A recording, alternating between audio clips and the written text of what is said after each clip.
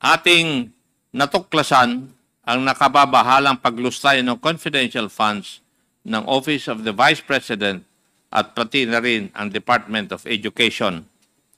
Nakita natin na nababalot ng secrecy and lack of transparency ang paghawak ng Office of the Vice President at ng Department of Education noong sekretarya pa nito si Vice President Sara Duterte.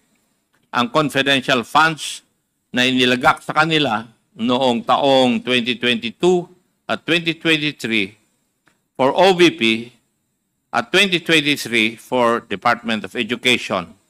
May mga resource persons tayo noon na hindi sumisipot o sinasabing wala silang personal involvement o participation.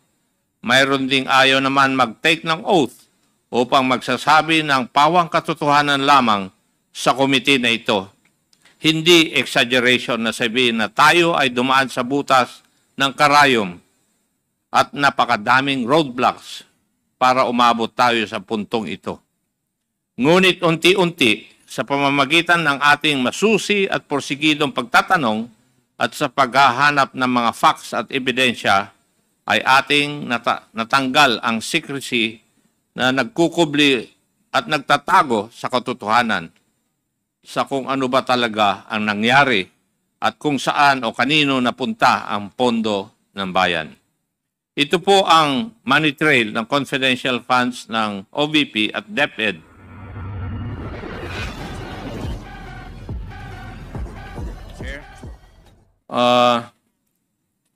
Magandang umaga po sa ating lahat. Sa mga kapwa ko miyembro ng Committee on Good Government and Public Accountability at saka sa publiko na nakasubaybay sa ating mga hearings. Isa po sa pinagmulan ng legislative inquiry na ito ay ang privilege speech ni Honorable Rolando Valeriano noong ikatatlo ng September 2024 delivered before the plenary session of the House of Representatives. Simple lang po ang pinaghuhugutan ng privilege speech na ito. Transparency and accountability on the expenditure of public funds. Sa pamamagitan ng mga hearings ng ating committee ay ating ginampanan ang tungkulin na alamin ang mga kakulangan sa ating batas at busisiin ang paggastos ng mga nakaraang ipinagkatiwalaang pondo ng bayan upang masigurado ang transparency at accountability ng ating pamunuan.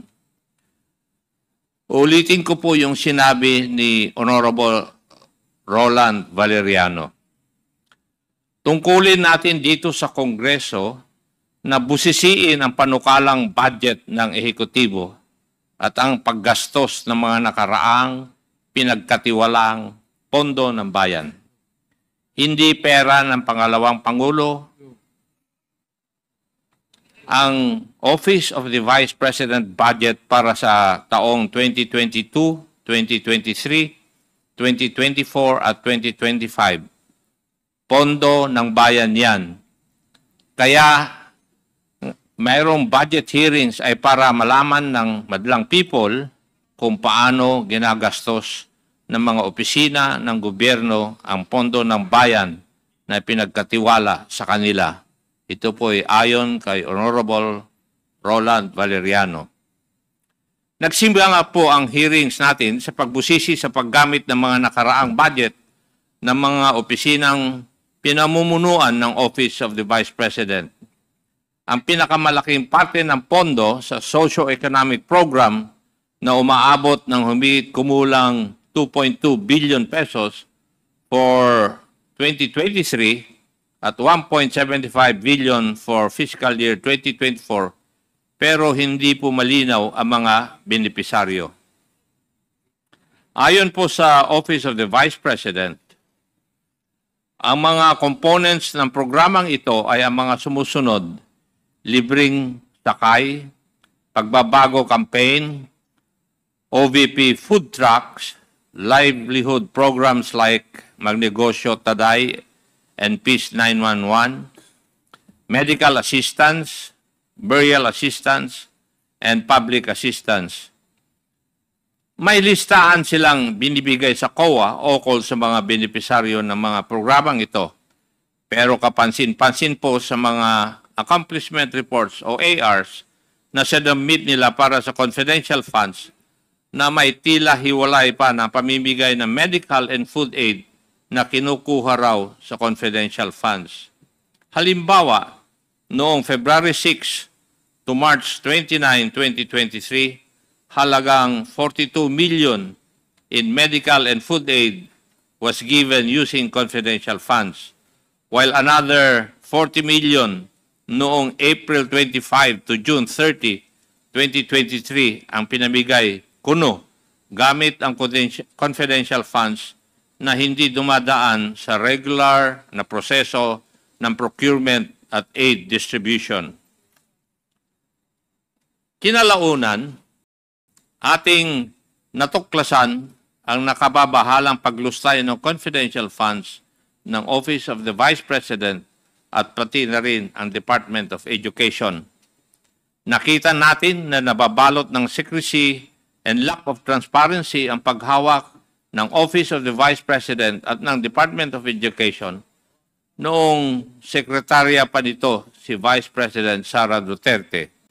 Ang confidential funds na inilagak sa kanila noong taong 2022 at 2023 for OVP at 2023 for Department of Education. May mga resource persons tayo noon na hindi sumisipot o sinasabing wala silang personal involvement o participation. Mayroon ding ayaw naman mag-take ng oath upang magsasabi ng pawang katotohanan lamang sa komite na ito. Hindi exaggeration na sabihin na tayo ay dumaan sa butas ng karayom at napakadaming roadblocks para umabot tayo sa puntong ito. Ngunit unti-unti, sa pamamagitan ng ating masusi at porsigidong pagtatanong at sa paghahanap ng mga facts at ebidensya, ay ating natanggal ang secrecy na nagkukubli at nagtatago sa katotohanan sa kung ano ba talaga ang nangyari at kung saan o kanino napunta ang pondo ng bayan. Ito po ang money trail ng confidential funds ng OVP at DepEd based on the testimonies of Special Disbursing Officers Madam Gina F. Acosta ng OVP at ni Ginoong Edward Fajarda ng DepEd. The money trail of the confidential funds for both agencies looked exactly the same. First, after finishing all internal financial processes and documentations and securing all required signatories in the disbursement vouchers, including Vice President Sara Duterte herself, the SDOs received the land bank checks representing the confidential funds for each quarter. Malalaking halaga po ang mga ito. Sa OVP pa lang, nakakuha sila ng 125 million bawat quarter simula noong 4th quarter of 2022 hanggang 3rd quarter of 2023. Sa DepEd naman, 37.5 million kada quarter for 3 quarters or a total of 112.5 million. Suma total, 612.5 million po lahat. The SDOs themselves are the payees in these quarterly checks. The next step was for the SDOs to encash the confidential funds checks. Sabi po ni SDO Edward Fajarda, pina-encash po niya ang bawat isa nung tatlong 37.5 million checks sa Land Bank DEX branch, cold cash. Nilalagay sa 2 duffel bags at isang backpack ang cash. May kasama raw siya noong 3 beses na yon na kilala niya lamang bilang Alan. Matapos mag-encash, dinala niya ang cash sa kanyang opisina sa DepEd. Sabi naman ni SDO Gina Acosta, para sa OVP confidential funds worth 125 million per quarter, pinapa-encash niya ang bawat cheque sa Land Bank Shaw Boulevard branch. Kasama niya si Assistant Chief of Staff Lemuel Ortonio at dalawang di mapangalanan driver sa pagpapaingkas ng bawat cheque. 4 na beses, inilalagay raw nila ang 125 million cash sa 4 na duffel bags. Pareho sinabi ni Acosta at Ortonio na mula sa Land Bank ay pumunta na sila sa opisina ni Madam Gina Acosta sa Office of the Vice President. As if it was all planned and orchestrated or part of a common design, both SDO Acosta and Farda said that the Vice President directly instructed them to hand over the cash representing the confidential funds to certain security officers. For DepEd, may itinalaga raw si Colonel Raymond Lachica, ang head ng Vice Presidential Security and Protection Group, ng isang security officer na nangangalang Colonel Dennis Nolasco, kung saan weekly nagbibigay ng pondo si SDO Fajarda amounting to 4 to 6 million per week. For the Office of the Vice President, si Colonel Lachica raw mismo ang security officer na buong pinag-aabutan ni SDO Acosta ng 125 million every quarter. Matapos di umano ibigay ng mga SDOs ang pera sa mga security officers na sina Colonel Nolasco at Colonel Lachica, wala na raw silang partisipasyon sa actual disbursement ng confidential funds. Wala silang ibang basehan sa kung anong nangyari sa pondo, kundi sa pamamagitan ng mga accomplishment reports na kailangang ihanda at isumite para sa liquidation ng confidential funds.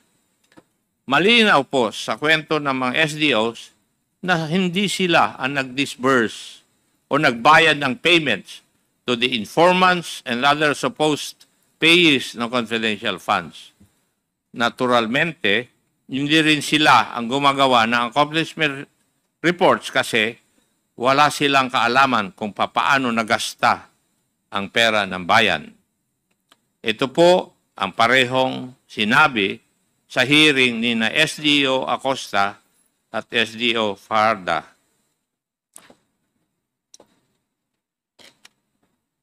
Sabi, wala po akong alam sa pag-implement po ng confidential activities dahil po hindi ko po iyan in line sa aking pinag-aralan. Your Honor, hindi po kasi ako ang expert diyan. Si Colonel Nolasco po, siya po kasi ang gumawa niyan. Ito po yung mga sagot ng ating mga resource persons noong mga hearing. It is also being made to appear that the acknowledgement receipts or the documentary evidence of payments, o tawag natin ay DEPs, supposedly also came from these security officers. Hindi po malinaw para sa akin ang kwento nila kung kailan inaabot sa kanila ng security officers ang acknowledgement receipts. Pero ang malinaw po sa mga AOMs ng COA na hindi sinubmit ang mga acknowledgement receipts kasabay ng kanilang mga liquidation reports. Mukhang parati na lang afterthought ang pag-submit ng acknowledgement receipts sa COA. Ito ay sinubmit kasabay ng mga letter response na pirmado ni Attorney Poa para sa DepEd at para sa OVP ni na Attorney Lopez and Ginoong Ontorio. Sila nag-submit ng acknowledgement receipts sa COA. Isa pong obserbasyon sa revelations na ito ng mga SDOs at mga ibang opisyal at dating opisyal ng DepEd at OVP. Tila ba sinasaya tayong nililito, nililigaw at pinapagulo ang narrative sa kung ano ba talaga ang nangyari sa OVP at DepEd confidential funds. Kung inyong matatandaan, nung una ay sinabi nilang tanging ang mga SDOs lamang ang may kaalaman sa disbursement ng confidential funds. Ngunit nang magpakita na ang mga SDOs sa committee hearings at tinanong sila, wala din daw silang alam sa mga detalye patungkol dito sa mga confidential funds. Lahat po sila ay nagtuturuan. Pero sino nga ba ang pumirma sa mga accomplishment report at certification? Ang mga SDOs at si Vice President Sara Duterte. Kung totoo ang sinabi ni na SDO Acosta at Fajarda, malinaw na ito'y paglabag sa Joint Circular 2015-01 o ang guidelines sa paggamit at pag-audit ng confidential at intelligence funds na tila ginamit lamang sila bilang middlemen o pass-through ng pondo. Nananatiling misteryoso at tago kung saan talaga napunta ang confidential funds. Isang butas sa guidelines na dapat tugunan sa pamamagitan ng batas. Mula sa Davao City na lumaki noong siya ay mayor hanggang sa mas malalaking pondo ng mapas sa kamay niya bilang Vice President at DepEd Secretary, nakakapagtaka rin ang obsession ni Vice President Sara sa confidential funds. Marahil ito'y dahil sa kalakip ng opacity at antas ng secrecy sa pag-disburse ng mga confidential funds na tila nagiging daan upang ito'y abusuhin ng walang accountability.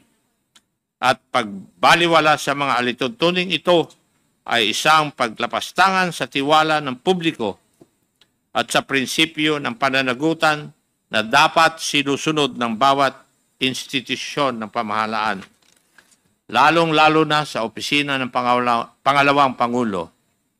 Let me remind the public of what is at stake here. It would constitute graft and corruption if public funds are misused or misappropriated, or worse, if funds are diverted to personal use or benefit. And given the amount we are talking about here, this may be under the crime of plunder. We leave it to the investigative bodies of the government to investigate the crimes committed here.